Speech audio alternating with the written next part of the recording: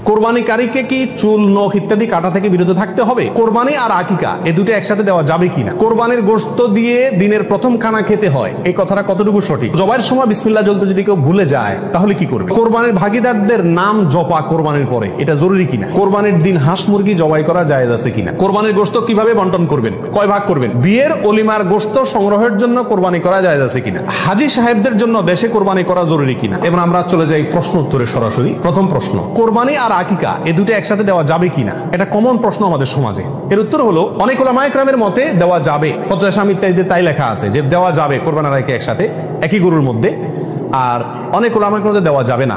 দেওয়া যাবে না এর ভিতরে আপনার পাকিস্তানের খুব নামকরা মুফতি ছিলেন মুফতি রশিদ আহমদ রাহিমাহুল্লাহ, আসনানুল ফতোয়ার লেখক। তিনি হানাফি মাযহাবের বড় উলামায়ে কেরামের মধ্যে থেকে তিনি কঠোরভাবে এর বিরুদ্ধে করেছেন এবং বলেছেন কোন অবস্থাতেই কোরবানি আর আকিকা একসাথে মিক্স করা যায় না, উচিত না। কারণ কোরবানি একটা ইবাদত, আকিকা আরেকটি ইবাদত।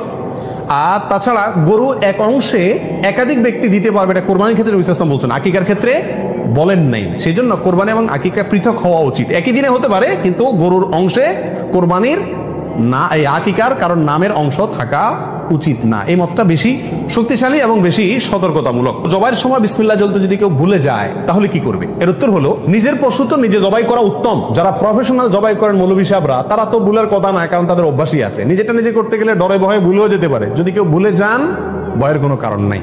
মুসলমান যদি ভুলেও যায় তবুও সেই পশু হালাল হবে, খাওয়া হারাম হবে না।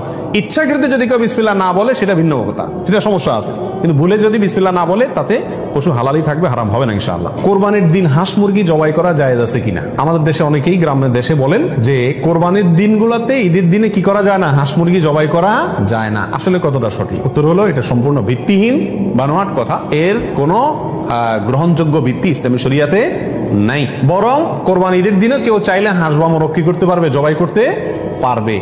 তবে যদি এটাকে কোরবানির নিয়তে করে যে আমার তো গরু ছাগল দেওয়ার সামর্থ্য নাই, আমি মুরগি দিয়েই দিলাম কোরবানি, তাহলে সেক্ষেত্রে এই জবাই কি হবে না, জায়েজ হবে না। কারণ এই পশু দিয়ে কি হবে না, কোরবানি হবে না। এমনি গোশত খাওয়ার জন্য যদি জবাই করে তাহলে ঈদের দিনও জবাই করাতে কোনো সমস্যা নাই। পশুর জান যাওয়ার আগে কি চামড়া ছিলা জায়েজ আছে? উত্তর হলো না, কঠোরভাবে নিষেধ।